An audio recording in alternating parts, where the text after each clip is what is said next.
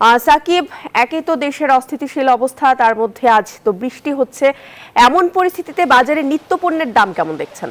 ধন্যবাদ প্রিয়াঙ্কা। আমরা এখন রাজধানীর কারওয়ান বাজারে আছি। আমরা সকাল থেকে বাজারের আসলে যেসব নিত্যপণ্য রয়েছে সেগুলোর দাম আমরা পর্যবেক্ষণ করছিলাম। আমরা যদি একটু চালের কথাই বলি, হঠাৎ করে আসলে চালের দাম কিছুটা বাড়তে শুরু করেছে বলে আমাদেরকে ব্যবসায়ীরা জানিয়েছেন। তারা বলছেন যে আসলে কোনো ধরনের কারণ ছাড়া আসলে মানে চালের দাম বেশি রাখছে মোকামগুলোতে, যার কারণে তাদেরকেও আসলে কিছুটা বেশি দামে বিক্রি করতে হচ্ছে আসলে সব ধরনের চাল।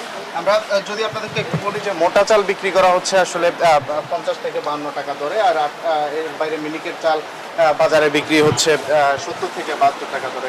আর এর বাইরে যদি আমরা একটু আপনাদেরকে বলতে চাই যে পেঁয়াজের যে বাজার, আমরা কিছুক্ষণ আগে পেঁয়াজ আলুর বাজারে ছিলাম, আলু এখন 60 টাকা এবং পেঁয়াজের দাম 10 টাকা করে বেড়ে 120 টাকা দরে বিক্রি হচ্ছে। সবজির বাজার আমরা পর্যবেক্ষণ করেছিলাম, সেখানে সবজির যেহেতু বৃষ্টি গত 2 দিন ধরে রাজধানীতে গুড়ি গুড়ি বৃষ্টি রয়েছে, যার কারণে এখন পর্যন্ত অর্থাৎ আজ যে ছুটির দিনে সেখানে সব ধরনের সবজির দাম কিছুটা কমে এসেছে বলে আমাদেরকে জানিয়েছেন। তো এই ছিল কারওয়ান বাজার থেকে আমার কাছে নিত্যপণ্যের সবশেষ।